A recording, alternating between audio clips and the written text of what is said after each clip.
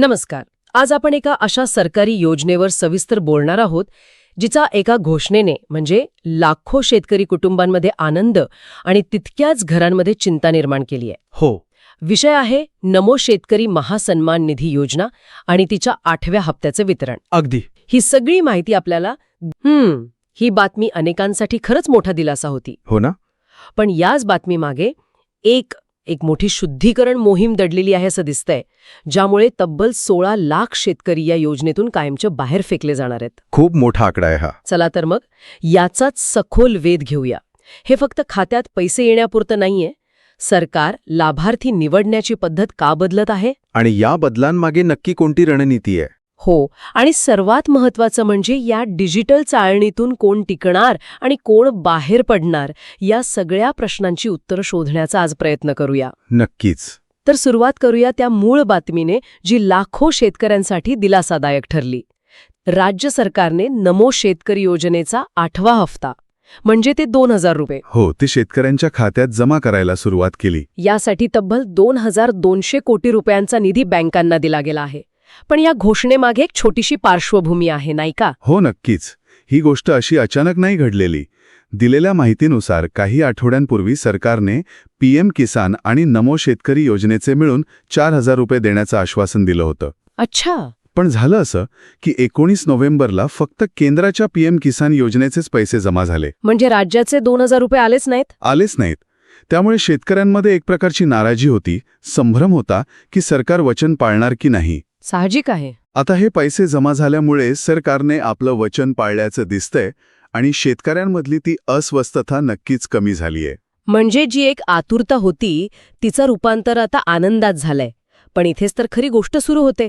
यावेळचं पैसे वाटप नेहमीसारखं नाहीये. बरोबर. सरकारने स्पष्ट केलंय की योजनेचा लाभ फक्त गोरगरीब आणि गरजू शेतकऱ्यांपर्यंतच पोहोचावा. याआधीचे हफ्ते देताना एवढी कठोरता नव्हती, पण आता चित्र पूर्णपणे बदललंय. अगदी. आणि या बदलाचा केंद्रबिंदू आहे ई-केवायसी प्रक्रिया. ई-केवायसी? हो, ई-केवायसी, जी सरकारने काही महिन्यांपूर्वीच अनिवार्य केली होती.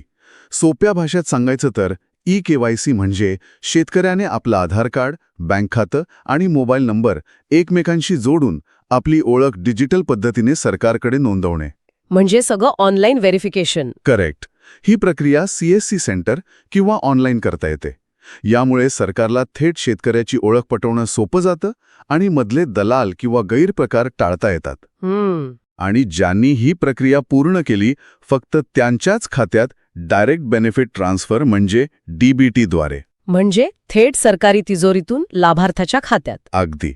त्याच पद्धतीने पैसे जमा होत आहेत. म्हणजे ही एक प्रकारची डिजिटल चाळणीच आहे. जी या चाळणीतून पास होईल त्यालाच पैसे मिळणार. बरोबर. पण याचा परिणाम खूप मोठा दिसतोय.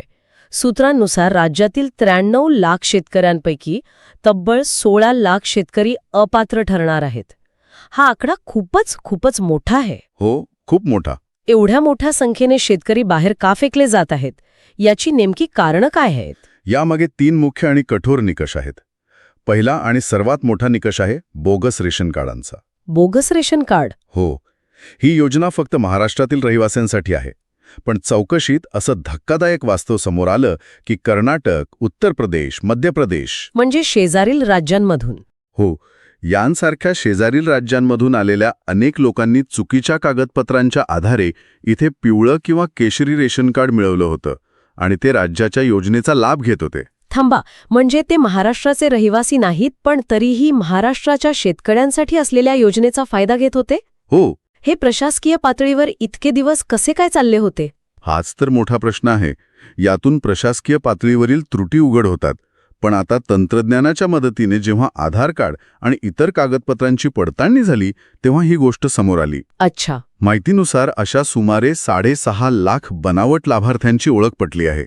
6.5 लाख? हो. या सर्वांना आता या योजनेतून कायमचं अपात्र ठरवण्यात आलं आहे.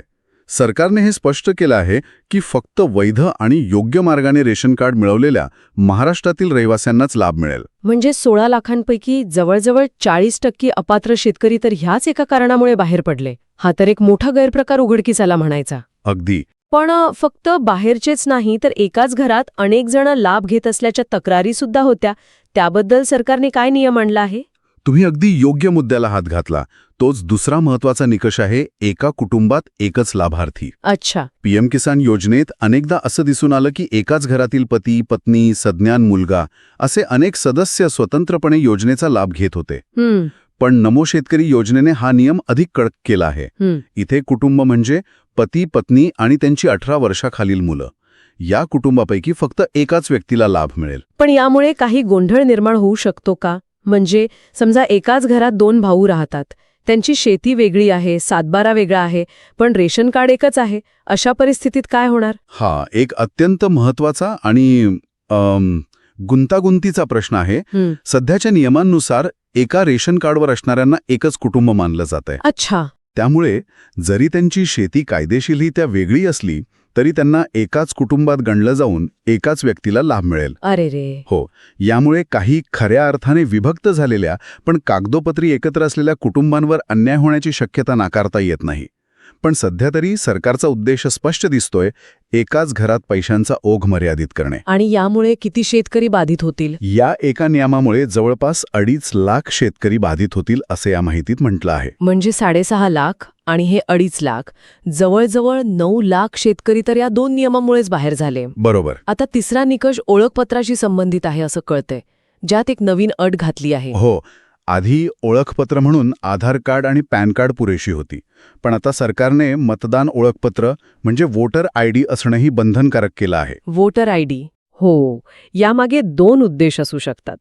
एक म्हणजे ओळख पडताळणीचा आणखी एक स्तर वाढवणे आणि दुसरा, जो अधिक महत्वाचा आहे, तो म्हणजे लाभार्थी हा महाराष्ट्राचा मतदार आहे हे सुनिश्चित करणे. अच्छा, म्हणजे रहिवासी असल्याचा आणखी एक पक्का पुरावा. अगदी. यामुळे बाहेरच्या राज्यातील लोकांनी घुसखोरी करून लाभ घेण्याला आणखी एक अडथळा निर्माण झाला आहे. तर थोडक्यात सांगायचं झालं तर बोगस रेशन कार्ड, एकाच कुटुंबातील अनेक लाभार्थी आणि मतदान ओळखपत्राचा अभाव किंवा पडताळणीत अपयश, या 3 मोठ्या कारणांमुळे जवळपास 16 लाख शेतकऱ्यांना आता या योजनेचे पैसे मिळणार नाहीत.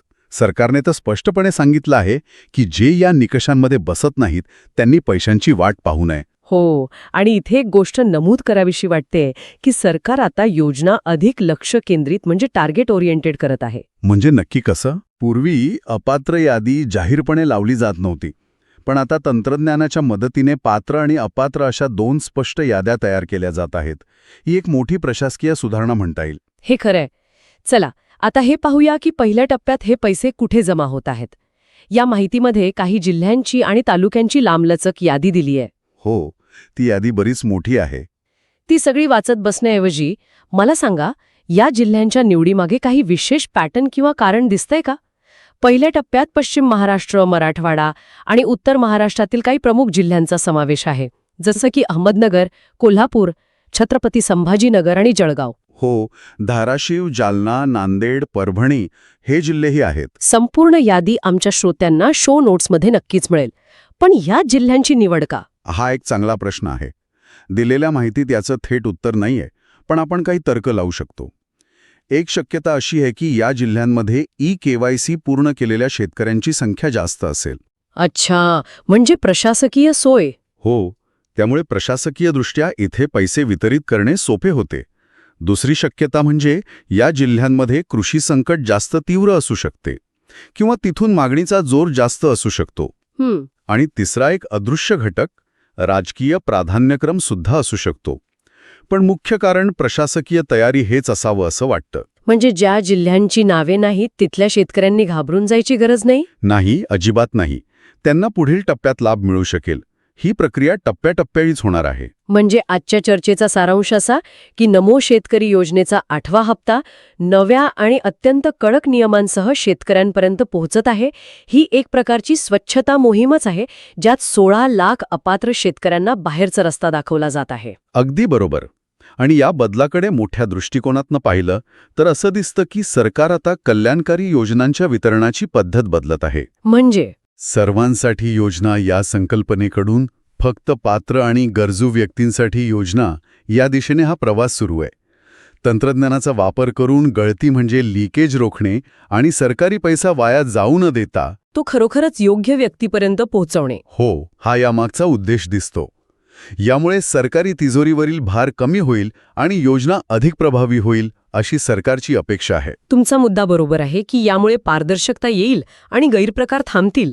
पण याच तंत्रज्ञानावर आधारित प्रणालीमुळे अनेक वयस्कर किंवा कमी शिकलेले शेतकरी ज्यांना या प्रक्रिया समजत नाहीत, ते तांत्रिक कारणामुळे बाहेर फेकले जाण्याचा धोका नाही का? मी विचार करते की माझ्या गावातल्या एखाद्या सामान्य शेतकऱ्याला ज्याला स्मार्टफोन नीट वापरता येत नाही, त्याला हे मतदान ओळखपत्र ऑनलाईन कसं जोडता येणार? बरोबर. किंवा ई-केवायसी चुकली तर काय करायचं हे त्याला कोण सांगणार? या बदलाचा दुसरा आणि तितकाच महत्त्वाचा पैलू आहे. तंत्रज्ञान हे दुधारी शस्त्र आहे.